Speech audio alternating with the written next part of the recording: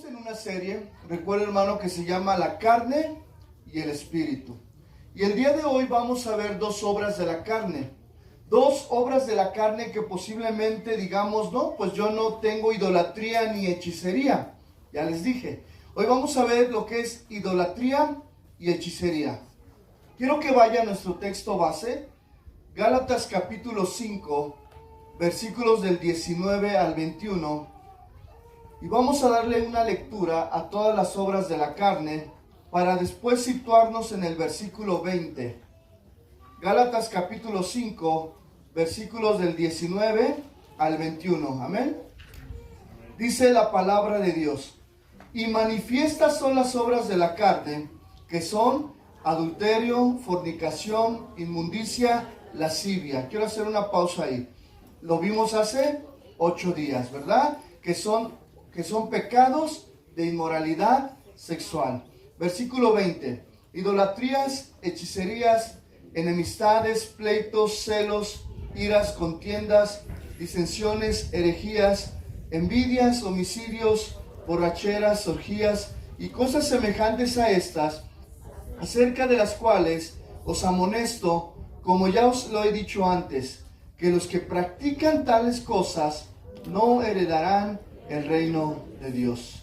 Quiero que ahora vayamos a Gálatas, ahí mismo, al versículo 20, y hoy vamos a ver solamente dos obras de la carne.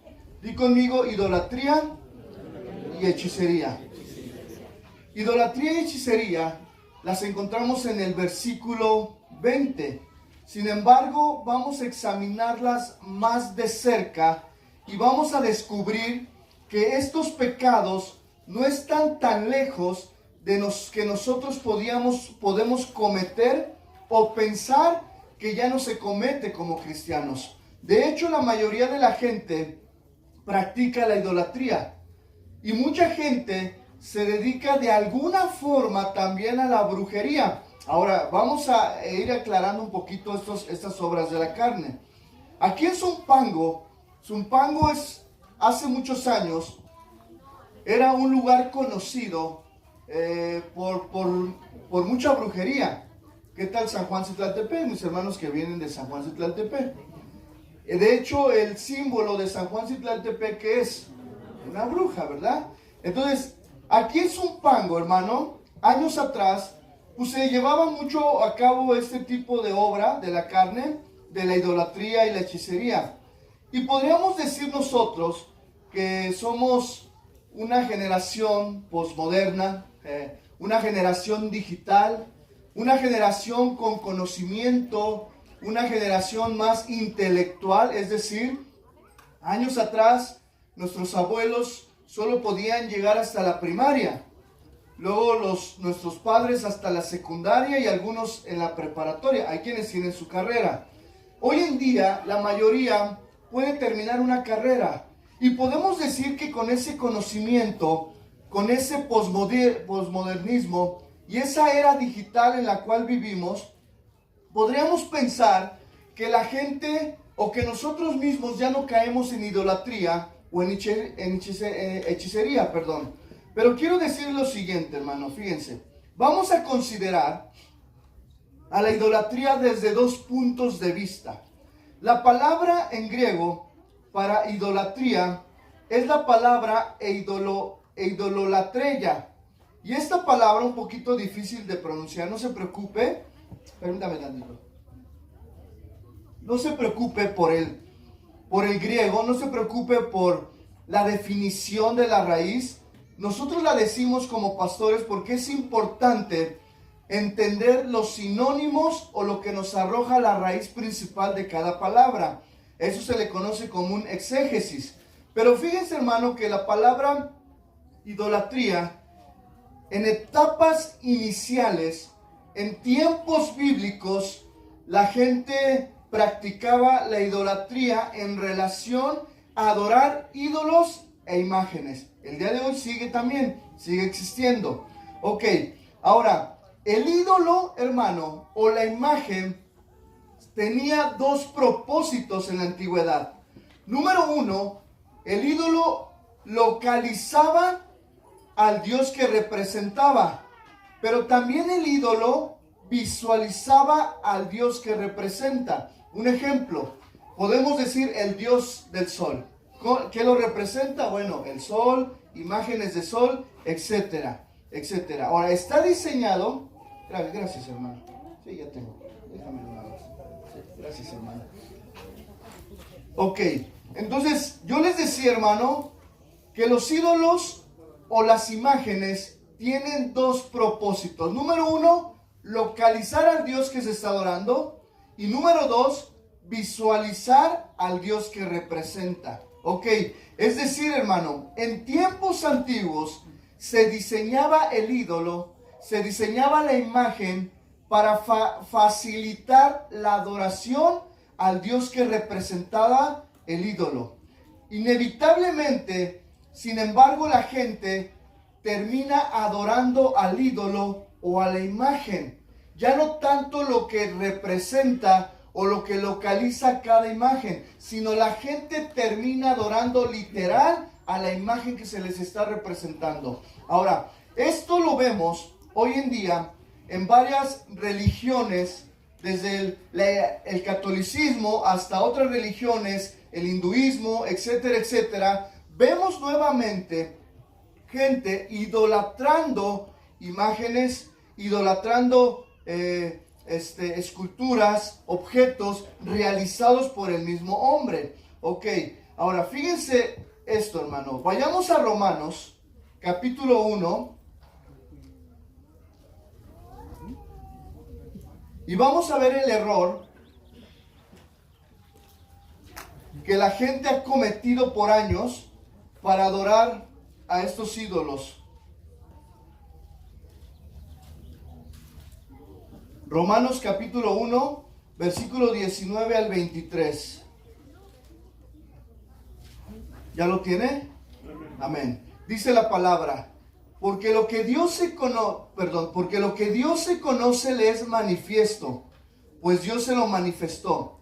Porque las cosas invisibles de Él, su eterno poder y deidad, se hacen claramente visibles desde la creación del mundo, siendo entendidas por medio de las cosas hechas, de modo que no tienen excusa. Pues habiendo conocido a Dios, no le glorificaron como a Dios, ni le dieron gracias, sino que se envanecieron en sus razonamientos. Di conmigo, razonamientos. Ok, eso es algo bien importante de entender. Fíjense, hermano. La gente empieza a adorar a ídolos su imagen de acuerdo a sus propios, ¿qué? Razonamientos. A su propio conocimiento, a su propio entendimiento, o lo que él quiere adorar. Recuerde, la imagen, el ídolo, tiene dos propósitos. Una, localizar y visualizar. Muy bien, ok, sigo leyendo. Dice: pues habiendo conocido a Dios, no le glorificaron como a Dios, ni le dieron gracias, sino que se envanecieron en sus razonamientos, y su necio corazón fue entenebrecido. Es decir, Dios permite que el corazón de la gente se oscurezca, que el corazón de la gente, los ojos de la gente se nublen de tal manera que no puedan ver, hermano, ellos la verdad con un razonamiento más lógico. Sigo leyendo. Pues habiendo conocido a Dios, versículo 22, profesando ser sabios, se hicieron necios y cambiaron la gloria del Dios incorruptible en semejanza de imagen de hombre corruptible, de aves, de cuadrúpedos y de reptiles. Ok, quiero decir lo siguiente, fíjense. ¿Cuántos de nosotros reconocen que tienen... ¿Cuántos son inteligentes aquí? Amén. Yo pensé que iba a decir amén, hermano. Ok, estamos el solecito. Otra vez. ¿Cuántos inteligentes hay aquí? Amén. ¿Cuántos, hermanos, conocemos el sentido común? El sentido común es algo bien necesario. La inteligencia también. La pregunta es, ¿cómo pueden las personas inteligentes con conocimiento volverse idólatras? La primera respuesta es que la idolatría empieza cuando la gente rechaza totalmente a Dios. Cuando nosotros empezamos a rechazar a Dios, en ese momento, hermano, nuestro mismo razonamiento, nuestra misma vida se vuelve idólatra. Ahorita vamos a ver por qué. Es decir, en lugar de poner nuestros ojos en el Creador, ¿quién es el sustentador de la vida? Dios. Ok, es difícil, hermano. Fíjense, hermano. Una vez yo platicando con un primo mío, él era muy estudioso, terminó una carrera no recuerdo, una ingeniería muy difícil, de esas que muchos jóvenes de los que están allá han terminado, de esas ingenierías donde implica esfuerzo, inteligencia. Y él un día me dijo, mira primo, yo respeto tu religión, así me lo dijo, pero si tú me muestras a Dios en estos momentos, yo creo que existe Dios. La respuesta, hermano, ¿podré yo bajar a Dios? No. ¿Podremos mostrarle a Dios? No. Ahora, hermano, es por eso que la gente rechaza a Dios, porque no lo visualiza, no lo ve, no lo percibe. Pero ¿cuántos de nosotros que hemos puesto nuestra fe en el Creador, en el sustentador, aunque no veamos con estos ojos físicos, creemos que Él está ahí? Y Él está con nosotros. Él nos llena, nos sustenta, ok. Entonces la gente, hermano, no pone sus ojos en el Creador, ni en el sustentador de la vida, sino lo ponen en lo que perciben con los sentidos, en lo que pueden tocar, en lo que pueden mirar, en lo que pueden ver. A eso se le conoce falta de fe. Porque, hermano, para creer en Dios hay que tener ¿qué? Fe. ¿Cómo nos acercamos a Dios? Por fe. Porque ¿qué es la fe, hermano? ¿Qué dice Hebreos? La fe, la certeza ¿qué? Y la convicción. Pregunta, ¿vemos a Dios? No. Es la certeza de lo que esperamos. Tenemos fe que esperamos ¿a quién? A Cristo, al Mesías que bajará en las nubes, que vendrá por su iglesia. Y si no viene y muero yo, dice la palabra que los muertos en Cristo ¿qué? Resucitarán primero. Pero para creer eso hay que tener fe. Y luego dice, la fe es la certeza de lo que se espera y la convicción de lo que no se ve. ¿Vemos a Dios? No. O sea, está difícil, fíjense hermano, si ya lo vemos desde esa manera, en el intelecto de este mundo, pues está difícil poner nuestra fe en algo que no vemos. Y hoy los estudiosos, la era digital, nos ha llevado, hermano, a que la gente sea más atea que cristiana. Que rechace totalmente a Dios, que rechace la existencia de un Dios. Hoy muchos, hermano, tienen a la ciencia como su idolatría o como su imagen a creer. Ellos dirán, no, pues es que la ciencia no es una imagen. No, pero la has puesto a la ciencia por arriba del Señor. Y has rechazado al Señor, por lo tanto te haces ¿qué? Idólatra. Ok, vamos a seguir en esto, dice. Fíjense, yo les hice una pregunta. ¿Cómo las personas inteligentes, usando el sentido común, pueden volverse idólatras? Número 1, rechazando a Dios. Número 2, porque no tienen fe, porque es una fe la cual ellos no conocen, no ponen su fe. Muchos dicen, es que yo soy un hombre de ciencia, no de fe. ¿A qué están diciendo? A que no son religiosos. Pero la fe, hermano, no es del ámbito religioso, sino la fe, hermano, es lo que Dios pone en nosotros para poder creer lo que no vemos. Ahora, yo hermano, voy a poner un ejemplo. Yo tengo fe en que un día este lugar, pues va a haber un auditorio, salones, si Cristo no viene antes, y tengo confianza de algo que Dios ha prometido. No de algo que nosotros podamos ver y querer, sino de algo que Dios ha prometido. Así como creo que Cristo regresará, también tengo fe para ver ese lugar un día lleno. Amén. Y esa es la fe, esa es la convicción, la certeza que nosotros creemos. Ahora fíjense, hermano, en tiempos antiguos, mucha gente ponía su fe, ponía su creencia en figuras de madera, de hierro, de barro, de piedras preciosas, etcétera, etcétera. Pero hoy vivimos en una generación idólatra, pero a lo mejor no hacia figuras de madera, no hacia figuras de barro, no hacia figuras de piedras preciosas, sino estamos en una generación idólatra a sus metas personales, a su trabajo, a su dinero y a sus posiciones y comodidades. Ay, aquí ya, pastor, ¿eso a poco eso es idolatría? Sí. Aunque podrían ser representaciones erróneas de Dios, mismo en las que conformarnos nosotros a creer en una imagen de barro, en una imagen de madera, de igual manera poner nuestra mira, poner nuestra fe en el dinero, en mis metas, en mis posesiones, en lo que yo soy, te vuelve idólatra. Puedes ser idólatra de ti mismo. Hermano, el común denominador es que los idólatras adoran las cosas que el mismo Dios creó. Dios creó el dinero, Dios creó el trabajo, Dios creó una casa, Dios te creó como un ser para vivir en familia. Pero nos volvemos idólatras, posiblemente no de una imagen de madera, posiblemente no de una cadenita de oro, posiblemente no de una imagen de barro, o etcétera, pero sí nos podemos volver idólatras de nosotros mismos. Y cuando yo estaba estudiando esta obra en común, pues yo, hermano, al igual que usted, pensaba que la idolatría solo se reservaba a adorar imágenes o ídolos hechos de madera, de metal, de barro o de piedra preciosa. Hasta me acordé de la canción, ¿verdad? Esa canción, aunque otros canten para otros dioses hechos de... Ah, se la sabe, ¿eh? Tiene ahí su danzador dentro.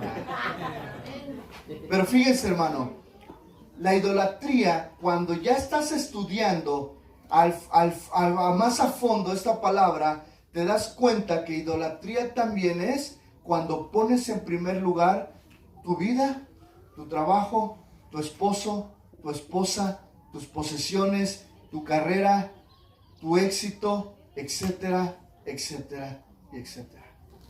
La pregunta, hermano, para ir poniendo el sustento bíblico y poder entender, la pregunta es, ¿cuáles son tus prioridades? Respóndete en 30 segundos. ¿Cuál es tu prioridad? ¿Cuáles son tus prioridades? Pregunta número 2. ¿Dónde están tus sueños? ¿Dónde están tus planes? ¿Dónde están tus esperanzas? Y tercer pregunta que quiero que analicemos es, ¿rindes tu adoración a Dios o a lo que Él ha hecho? ¿Cuántos saben, hermano, que esto lo creó el Señor? ¿Cuántos saben ustedes, hermano, que la madera, los pinos, los árboles, todo es creación de Dios? Imagínate, hermano, que podemos este árbol, pero como el árbol ha sido significativo, le vamos a poner ahí un altarcito al árbol y hasta nos vamos a poner bíblicos, un versículo, y al rato nos hagamos idólatras de nuestro arbolito que ha sido refugio por muchos años. Así empieza la idolatría. Pero te voy a poner otro ejemplo. ¿Cuántos de nosotros estamos más empeñados en el día a día en cumplir nuestros sueños, en cumplir nuestros planes, en cumplir nuestros propósitos? Ahora, aclaro, hermano, tener planes, tener sueños, tener metas no es malo, no es malo. En sí mismo todos tenemos que tener un plan de vida, ¿está de acuerdo? Pero tu plan de vida, tus metas, tus sueños y tus planes no pueden estar por encima de nuestro Señor Jesucristo. No pueden estar por encima de nuestro Dios. Porque lo que Dios ha creado para el bien mío no puede tomar su lugar. El alimento, el sustento, el dinero, mi trabajo no puede tomar el primer lugar que Dios. Porque si no me haría idólatra. Mis posesiones, mi herencia, mi carrera, etcétera, etcétera, no puede tomar el primer lugar que Dios, porque si no nos estaríamos haciendo idólatras. Eso no quiere decir, usted dirá, entonces pastor, tenemos que dejar de adorar, perdón, tenemos que dejar de trabajar, tenemos que dejar de buscar un bienestar. No, hermanos, porque el que no provee para los suyos es peor que un incrédulo. Tenemos que salir a trabajar, tenemos que salir a buscar, como diríamos coloquialmente, la papa. Tenemos que hacer nuestra parte. Si Dios te ha dado un terreno, y Dios te da la posibilidad de construir, construye tu casa. No, Dios no está peleado, al contrario, Dios nos quiere bendecir. ¿Dónde, hermano, nosotros cambiamos? Cuando ponemos las cosas que Él ha creado por encima del mismo creador y sustentador de la vida. Cuando tú empiezas en tu corazón a poner prioridades como tus sueños, tus planes, tu casa, tu trabajo, tu carrera, tu noviazgo, tu esposa, tus hijos, estás perdiendo el rumbo. Porque el único, hermano, que requiere nuestra prioridad es el Señor.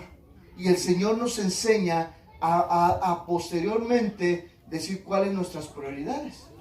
Un varón casado, ¿cuál debe de ser su primera prioridad?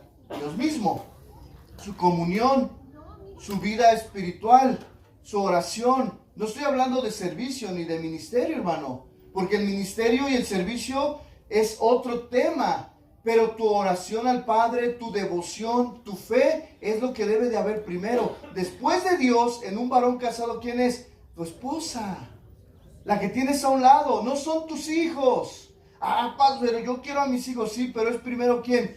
Tu esposa. Esposas, ¿quién es primero? ¿Cómo que los hijos? Tu esposo. Y después de los cónyuges, la tercera prioridad en unos padres de familia, ¿quiénes son? Los hijos. Después de los hijos, ya empieza tú a poner tus prioridades. Puede ser tu trabajo. En mi caso es el ministerio, porque Dios me ha hablado que, en mi caso, aclaro, en mi caso es el ministerio porque Dios me ha hablado a tiempo completo. Pero a lo mejor en el caso de algunos varones, su ministerio, ¿cuál es? Su tercera o cuarta prioridad viene siendo ¿qué? El trabajo. Pero cuando nosotros ponemos el trabajo por encima de Dios, entonces nos hacemos idólatras. No, pastor, pero yo no soy idólatra. No, sí. A ver, hermanos, saquen su teléfono todos. ¿Lo tienen? No tenemos. ¿Cuántos son idólatras de este? No, o sea, yo sé, dice uno, no, o sea, nada más es así una ilustración. Pero a veces nos podemos hacer idólatras de las cosas que materiales. A lo mejor usted dice, pastor, yo entiendo, yo no adoro ningún ídolo de barro, de imagen, no, yo no traigo medallitas, no. Ok, está bien. Has entendido el primer propósito de la idolatría. Pero a lo mejor, hermano, el teléfono, el carro, la televisión. No, es que tengo unos tenis, hasta los tengo en cristal. En un cajón de cristal y los limpio, ¿no? Como cuando te compras tenis nuevos, ya después de una semana ya te cansas, ¿no? Pero hay quienes no, aquí limpios. Nadie los puede pisar. Posiblemente nuestros hijos, hermano, tengan en su inocencia, también sean víctimas de la idolatría. Es que no me toques ese muñeco.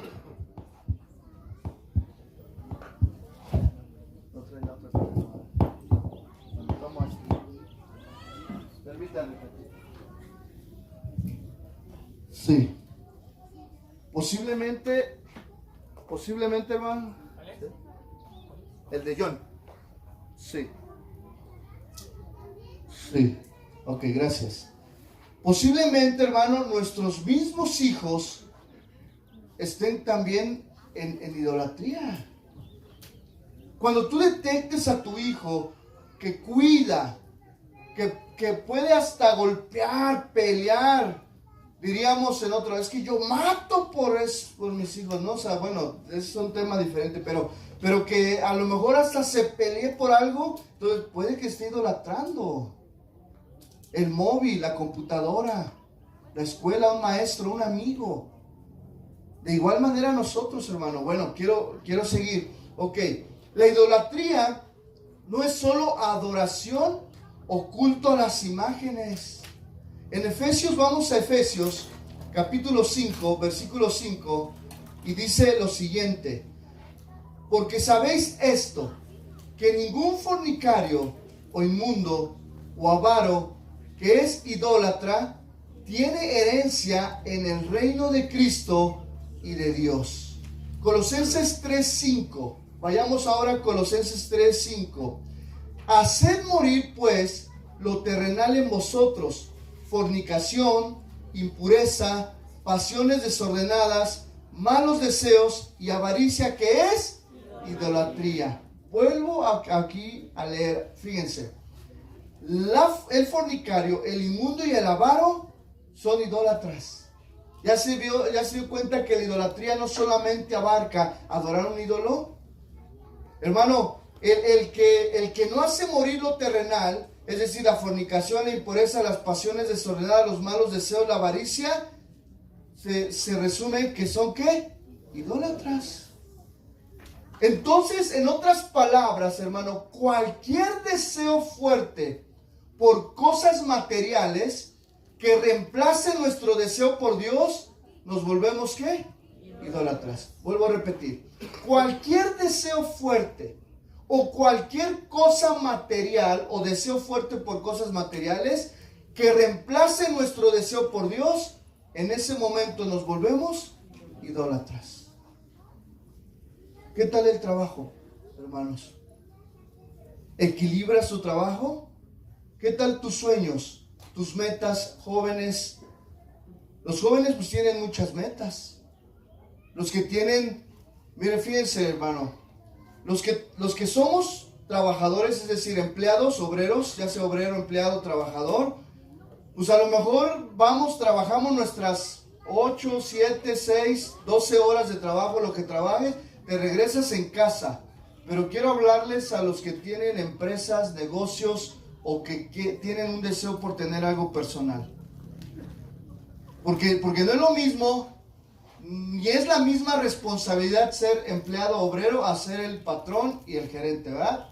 O sea, todo tiene un pro y un contra, sus responsabilidades, así como sus derechos, sus prestaciones. Pero yo quiero hablarles a los que tienen negocios, porque, bueno, a todos los que trabajamos. ¿Cómo está tu corazón ante tu trabajo? ¿No está reemplazando a Dios? Tus deseos, tus anhelos, tus proyectos, tus planes. Porque es algo que también Dios en este tema nos enseña. Recuerda lo que dice Mateo 6:21. Porque donde esté vuestro tesoro, ¿qué? Ahí estará también vuestro corazón. ¿Dónde está tu tesoro? ¿Cuántos de nosotros podemos decir que nuestro tesoro está en los cielos?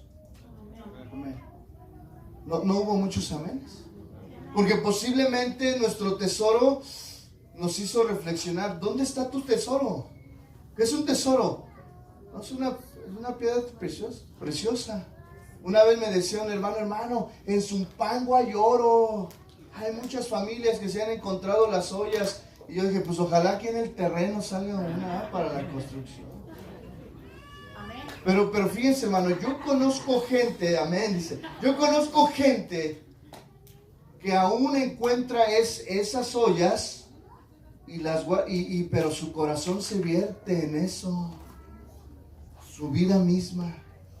Ahora, aquí el tesoro es simbólico, porque donde esté vuestro tesoro, el tesoro puede ser el trabajo, el tesoro pueden ser los hijos, el tesoro puede ser el esposo, la esposa, aunque le diga, es que es mi tesorito, es mi tesorita. El tesoro puede ser tus metas, tus planes, pero la palabra dice, allí también estará vuestro corazón. Nuestro corazón. Si se te rompe el móvil, se te estrella el iPhone 15 Pro Max y el Samsung S24 35, ¿cuáles son? El S35, S24 Ultra. Es que está mi corazón y mi dinero, dice. Hay gente, no, es que no toques mi computadora. Todo menos el carro. No, todo menos mi cocina. ¿Cuántas esposas son así? Ahí ni te metas tú. ¿Quieres algo? Yo voy. Ahí está el varón. Todo menos mi tele. Dejen mi tele. Nuestro tesoro, hermano, pueden estar en las cosas terrenales. Por lo tanto, de una manera natural, nuestro corazón se puede desviar a la devoción de las cosas materiales antes que a Dios. ¿Dónde está nuestro tesoro? La palabra de Dios dice, ninguno puede que servir a dos señores, porque o aborrecerá al uno y amará al otro, y estimará al uno y menospreciará al otro. No podéis servir a Dios y a las riquezas. Y las riquezas, hermano, se vuelven cosas materiales que podemos idolatrar. ¿Cuántos de ustedes, hermano, de lo que les ha costado pueden decir, ahí está, lo suelto, Señor? No estoy amarrado, no estoy enlazado con las cosas materiales. ¿Cuántos varones pueden decir, fíjense, hermano, cuántos de nosotros, ahorita que fueron, pues, fueron las inscripciones, fueron, pues, todo lo que conlleva la entrada a las escuelas, los gastos fuertes, etcétera? ¿Cuántos de nosotros, pues en ese dar a nuestros hijos, pues hicimos o estamos haciendo lo posible por darles que los zapatitos nuevos, que el uniforme, porque el del año pasado ya les llega hasta las espinillas, y crecieron, los tenis los rompieron en el verano, y ya estás peleando, no te lleves los tenis nuevos al terreno, vete con los más viejitos, y así estamos, ¿verdad? Pero ¿cuántos varones, hermano, estamos dispuestos a decir, bueno, si no me alcanza y tengo pues voy a poner, ¿no? El iPhone 15, el Ultra, y pues ahí está, lo vendemos y compramos y suplimos. Pero a veces, no, es que esas cosas no me las toques. ¿Cuántas mujeres también, no, es que eso no me lo toques? A lo mejor ahí tienen la cadenita de la abuela, de la tatarabuela, que vale una lana, y es la cadena, pero a lo mejor es la medida en que salen de sus deudas. Porque a veces, hermano, mire, hermano, hay gente que tiene en sus casas tantas cosas que ya no ocupa, pero que es que no me toques mi olla. La olla ya tiene hasta cochambre de 50 años hacia atrás. La herramienta, el sillón. Y a veces, hermano, nos estamos volviendo idólatras. Pues usted dirá, ¿a poco sí, pastor? Sí, ¿por qué? Porque le ponemos, hermano, muchas veces cuando tú vendes algo, a veces trae más, el costo es más sentimental que lo que vale el carro. No, es que me está costando. Porque donde está tu tesoro, ¿qué? Está tu corazón. Así, hermano, que tengamos cuidado de caer en la idolatría cuando hacemos de cosas materiales, hermano, nuestra devoción a Dios mismo. Entonces, hermano, ejemplos como nuestro trabajo, nuestra casa, la familia, nuestra afición.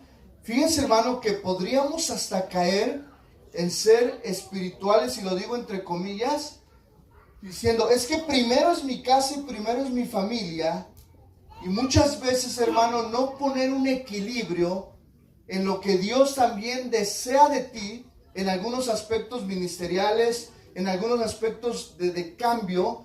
Y podemos decir, pero es que la Biblia dice que yo como varón tengo que ser proveedor para mi familia, y por eso tengo doble trabajo, pastor. Por eso no puedo venir el domingo, pastor, porque estoy cumpliendo mi deber. ¿Será? No. Estamos ahí, hermano, espiritualizando o justificando muchas veces que nuestro deseo está más en el trabajo, porque a la iglesia solo venimos una vez. Claro, hay hermanos que les toca trabajar en domingo porque su día de descanso cae en miércoles, cae entre semana, y es entendible. Y la mayoría de los cristianos siempre tenemos esa lucha constantemente en los trabajos, donde encontramos un trabajo que nos den ¿qué día? El domingo. Y tratamos de buscar, pero hay muchos que trabajan lunes, martes, miércoles, jueves, viernes, sábado y el domingo también. Pastor, es que soy proveedor, sí, pero también el Señor quiere que recibas, que te alimentes, que le alabes, que le adores, que le entres a la faena.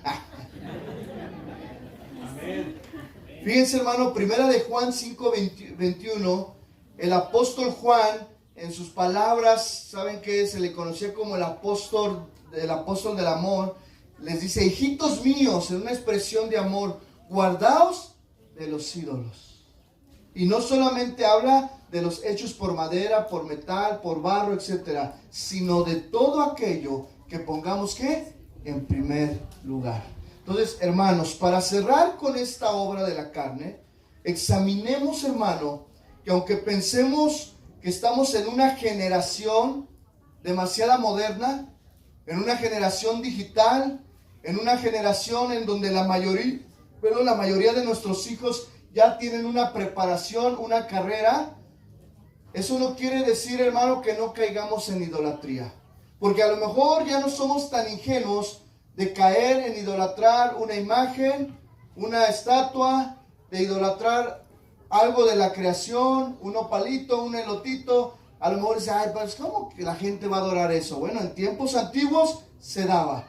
Pero ahora, hermano, la misma filosofía posmoderna que vivimos, la misma era digital, nos hace ser idólatras de otras cosas. ¿Y qué tal el internet? Se me vino ahorita a la mente. Cuando no tienes internet, ¿cómo estás? Como león enjaulado en la cama. ¡Ah, tengo internet! ¡Se fue la luz!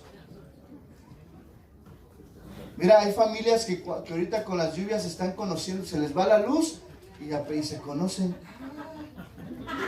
¡Eres mi hermano! Sí, porque vivimos en la era digital. A todos nos pasa. De repente estás en casa y todos están... Hasta el niño le da la tablet ahí. Se va la luz. ¿Qué pasó?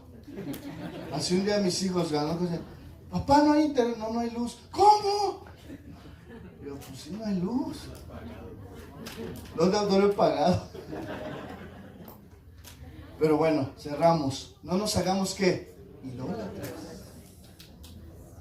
Entonces, a lo mejor ya no caemos en la idolatría de hace años, pero sí podemos caer en otro tipo de idolatría. Vamos a la brujería. Brujería, hechicería y magia. Sin lugar a duda, hay lugares, hay regiones que son más, que conllevan más a la magia, a la hechicería y a la brujería. Zumpango era uno de ellos. San Juan Citlaltepec, hacia los alrededores, se decía, hermano, que aquí había mucha hechicería, mucha brujería. Me tocó ver muchas cosas a mí cuando yo llegué, pero quiero que analicemos un poquito esta palabra para darnos cuenta que la brujería y la hechicería no solamente tiene que ver con maneras de trabajar a través de hechizos, a través de... pues sí, de ahorita, de los hechizos, de la magia, de todo lo que conlleva, sino también en tiempos bíblicos, dentro de la hechicería se usaba mucho la droga, o los medicamentos, el uso de las drogas o de aquellas sustancias que alteraban el sistema nervioso y el comportamiento de los demás, para que entendamos que la brujería y la hechicería conlleva no solamente a hacer trabajos, sino también conlleva a sustancias, medicamentos que pegan en el sistema nervioso. Ok, la palabra para brujería, hechicería y magia es la palabra parmaqueia. Parmaqueia, así como se pronuncia con H en medio.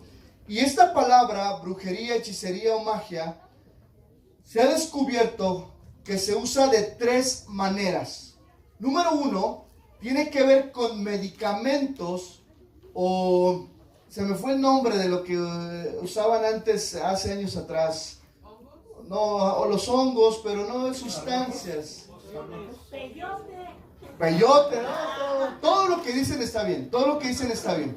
Pero ellos a sus medicamentos pócima, la pócima, que era en tiempos antiguos. Tengo esta pócima, tengo esta botellita. Ok, entonces se ha descubierto que es a través de medicamento y del uso de drogas, de sustancias naturales que modifican el comportamiento del sistema nervioso. Es decir, no está tan loco, no está tan embrujado. Lo que pasa es que lo que le dieron a beber o lo que le dieron a tomar, lo pone así y lo enreda más. ¿Ok?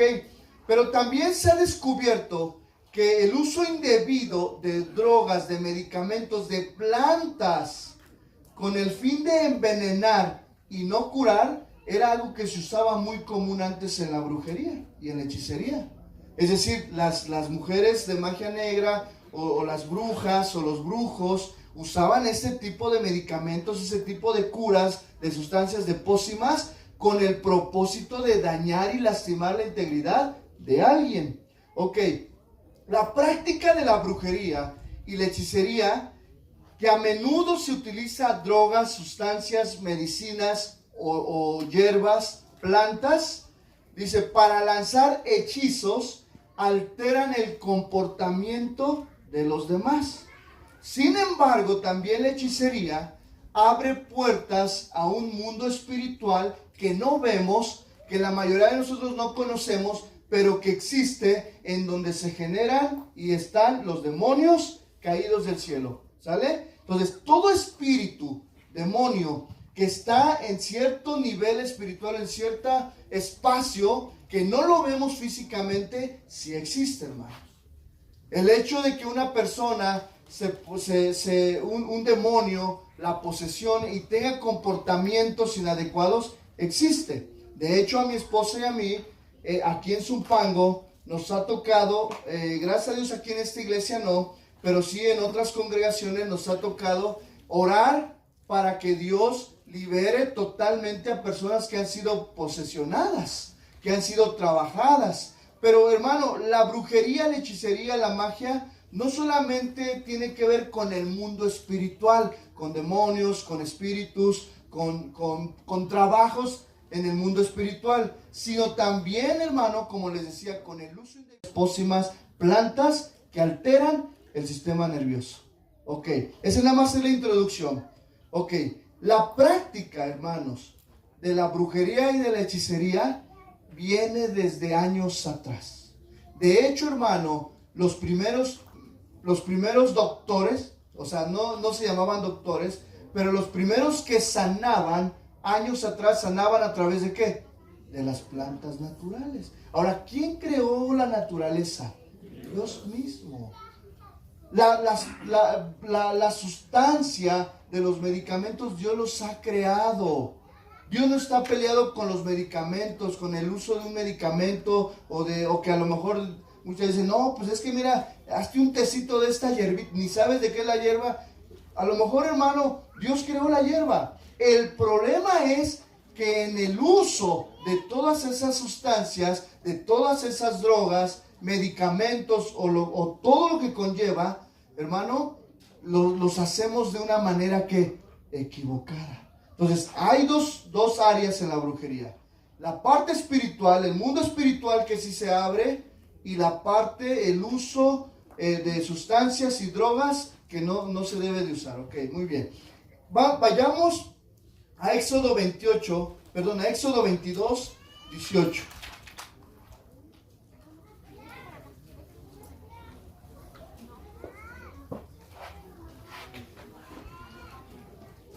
Éxodo 22, 18.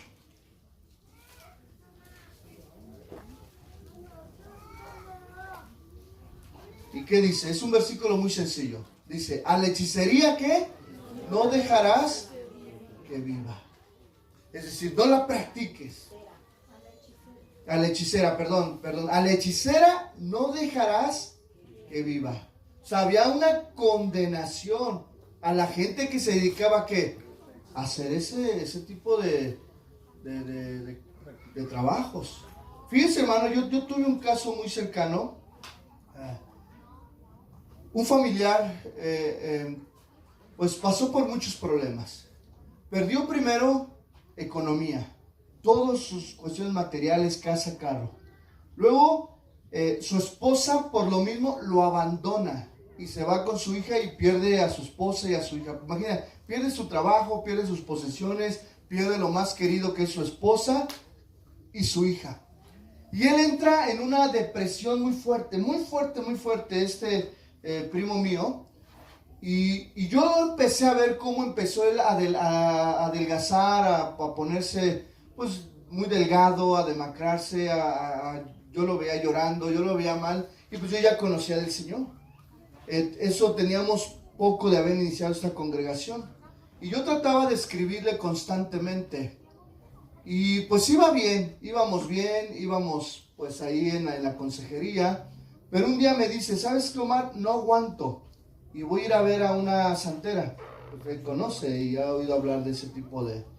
Y él pues vive en la Ciudad de México y todo lo que es la región de Tepito, de la Merced, pues está llena, ¿no? De ese tipo de personas. Y de repente él me habla y me dice, voy saliendo de esta santera y fíjate que pues me habló, todo lo que yo traigo me dijo, le dio, pues le vendió pulseras, le vendió cadenas, le vendió post, le vendió todo. Y yo le dije, ¿sabes qué, primo? Hiciste mal. Porque tu estado, después de esto, te vas a dar cuenta que en vez de ir hacia arriba, vas a ir hacia abajo. Y dicho y hecho, tocó fondo. Porque no solamente, hermano, tenía el problema de que la falta de economía, su familia se había ido, ya no podía ver a su hija, ya había perdido todo, sino se metió a este tipo de trabajos. Y bueno, fue difícil. Fue difícil trabajar, aconsejarle. ¿Por qué? Porque abren puertas, porque se abren puertas hacia cosas. Pero ¿quién es mayor? El que está en nosotros. Entonces, también, hermano, debemos de entender que mayor es el que está en nosotros que el que está en este mundo. Pero bueno, es importante conocer esta obra de la carne para no caer, para no ceder.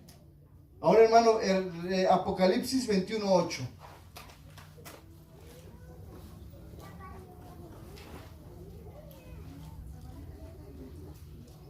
¿Ya lo tiene? Apocalipsis 21, capítulo 8.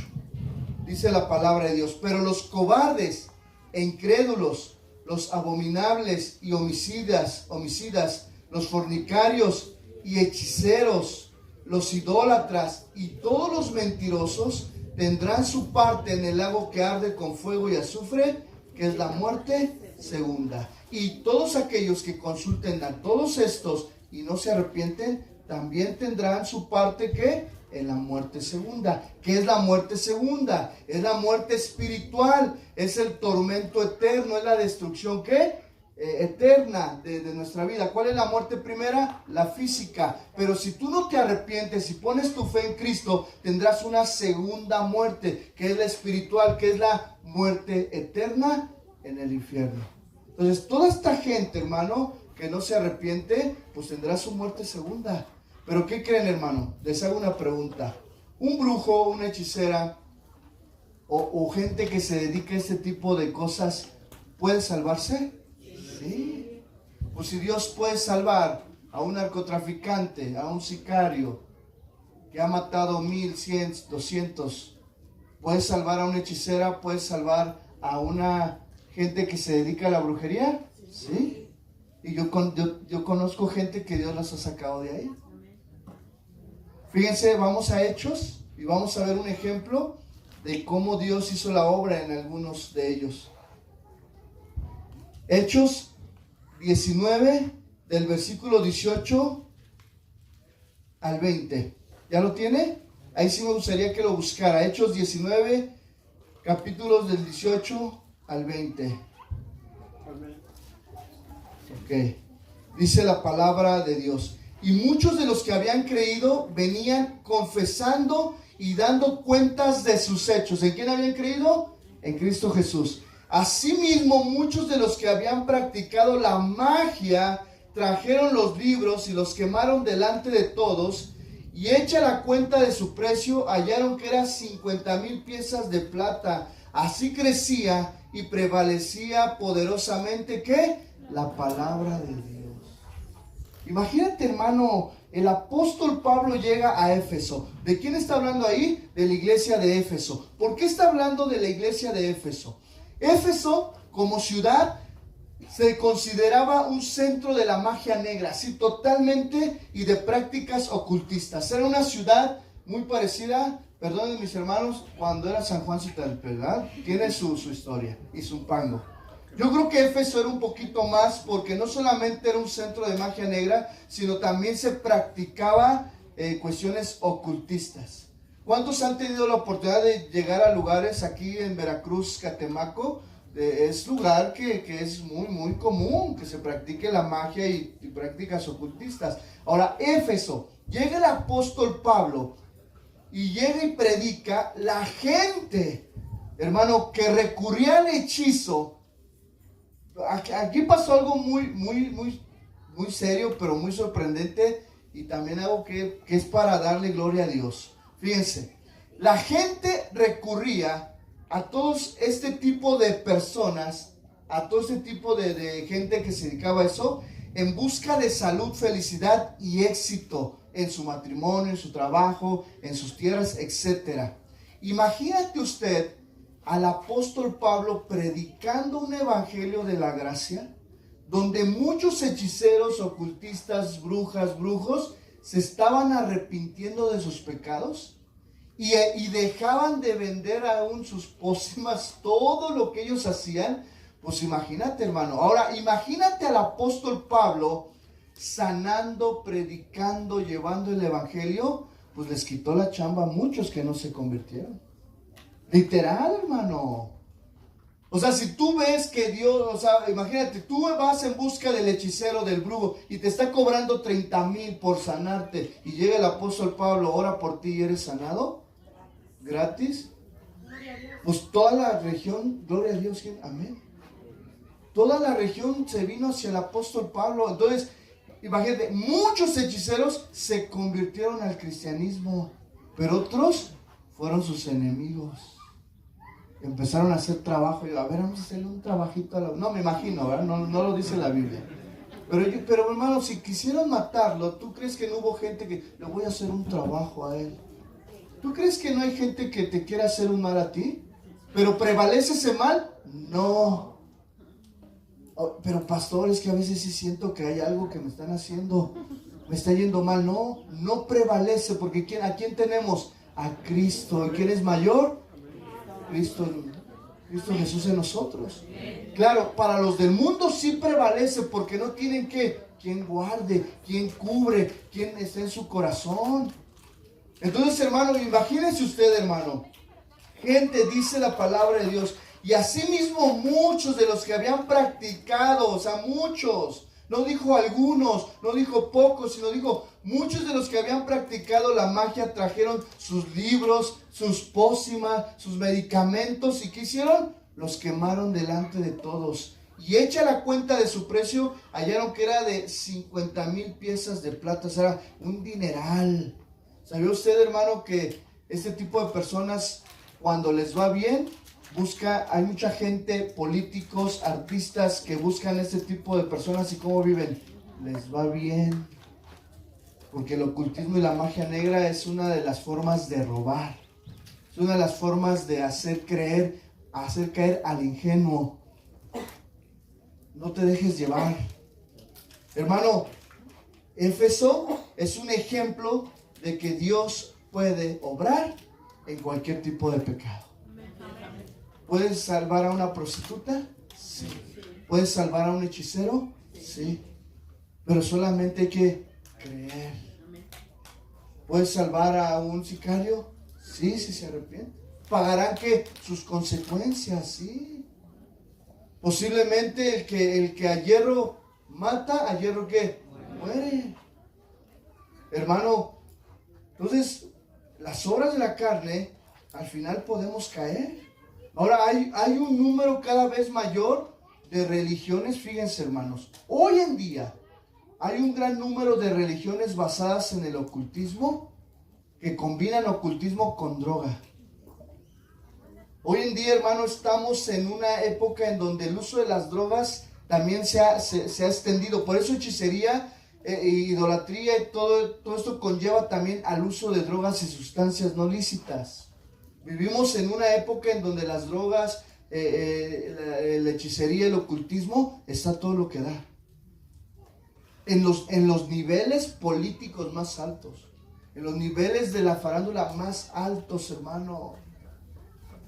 Hoy, hermano, la gente, hermano, ha dejado de adorar a lo mejor a una imagen que represente el cristianismo, un santo o la misma Virgen, por adorar a algo que represente el ocultismo. ¿A quién, hermanos?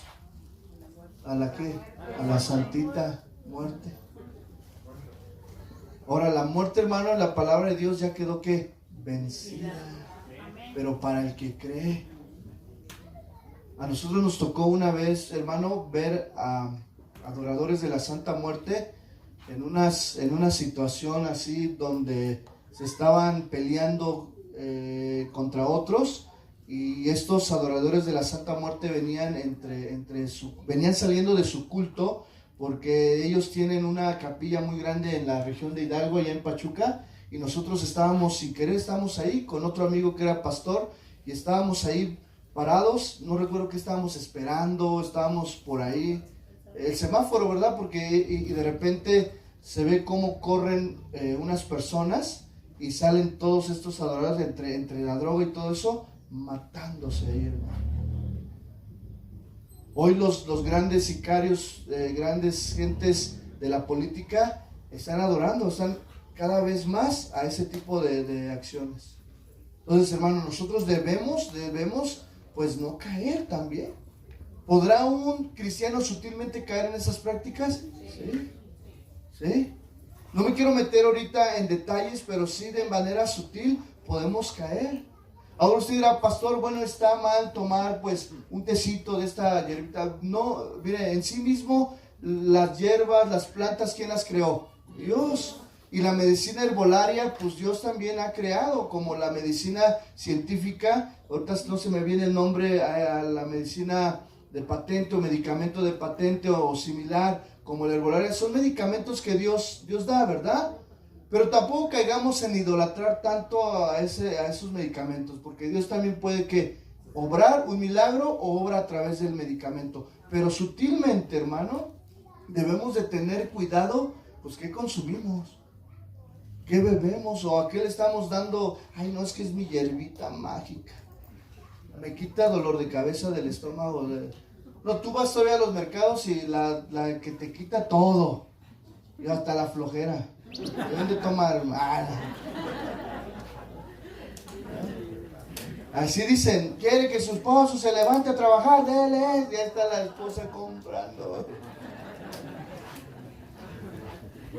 Vivimos en un lugar donde hay una combinación, yo siempre he dicho, de citadinos, de gente de Zumpango, de rancherías. No es ni una ranchería ya, tampoco es una ciudad, somos una combinación de un poco de todo.